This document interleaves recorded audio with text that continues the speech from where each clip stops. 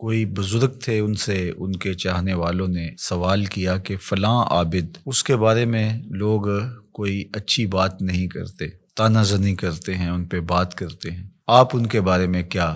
رائے رکھتے ہیں؟ تو انہوں نے جو جواب دیا وہ بہت خوبصورت تھا اور یہ ضرب المثل بن گیا۔ گفت بولے بر ظاہرش عیب نمی بینم و در باطنش غیب نمی دانم، کہ ان کے ظاہر میں تو میں کوئی عیب نہیں دیکھتا، اور جو ان کا باطن ہے اس کو میں اس لیے نہیں جانتا کہ میں کوئی غیب دان نہیں ہوں کہ میں یہ دعویٰ کروں کہ میں ان کے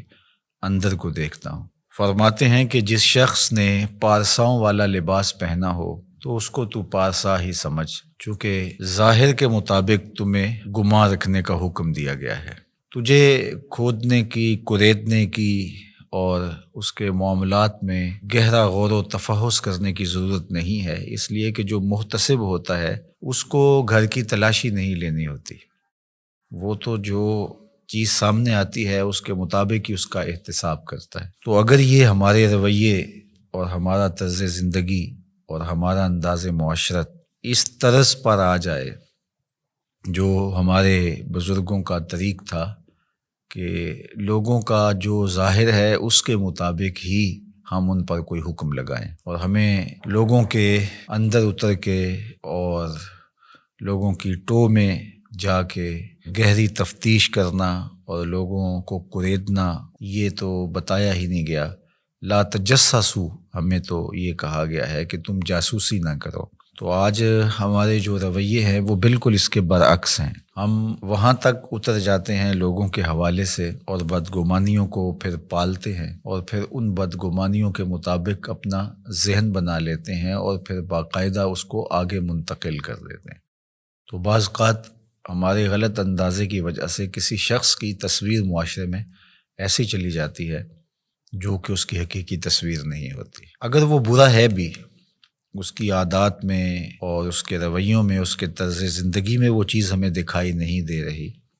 تو اس کا باطن اللہ کے سپرد ہے، ہمیں باطن ٹٹولنے کی ضرورت نہیں ہے، ہم تو حکم ظاہر پہ لگائیں گے۔ تو اس لیے شیخ سعدی شیرازی علیہ رحمہ نے، اللہ ان کی قبر پہ کروڑوں رحمتوں کا نزول فرمائے، انہوں نے اس حکایت کے اندر بزرگوں کا خوبصورت کردار بیان کیا ہے کہ تم لوگوں کے ظاہر پہ نظر رکھو، اور جو تمہاری رائے ہے وہ ان کے ظاہر کے مطابق ہی ہونی چاہیے، اور ان کو کرید کر کے اور ان کے معاملات کے اندر بہت آگے جا کر کے ان کو تلاش کرنے کی کوشش نہ کرو۔ ہمارے صوفیہ نے ایک بڑی خوبصورت بات کی ہے، وہ فرماتے ہیں کہ اگر تمہیں عیب دیکھنے کا شوق آ جائے تو اپنے اندر اتر کے دیکھ لو، کیونکہ تم جو دیکھو گے تمہارا اپنا ضمیر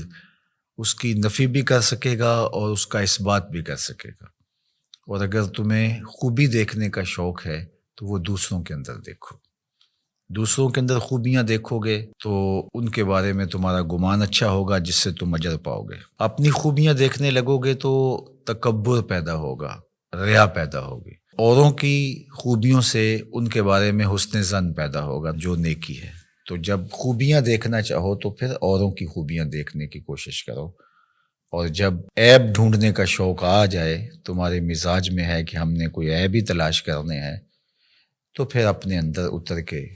اپنی کوتاہیوں کو، اپنے عیوب کو اور اپنے اندر چھپی ہوئی خباثتوں کو تلاش کرو۔ جب ہم اپنے اوپر غور و تفحص کرنے لگ جائیں گے تو بہت ساری ایسی چیزیں ملیں گی کہ عمومی طور پہ ہماری نظر ان عیوب کی طرف نہیں بھی جاتی ہے، لیکن جب غور و فکر کرنے لگ جائیں گے تو بہت ساری چیزیں کھل کے سامنے آ جائیں گی۔ اللہ تعالیٰ جل شانہ ہمیں توفیقات نصیب فرمائے، ہم خیر کی راہوں پہ رہیں۔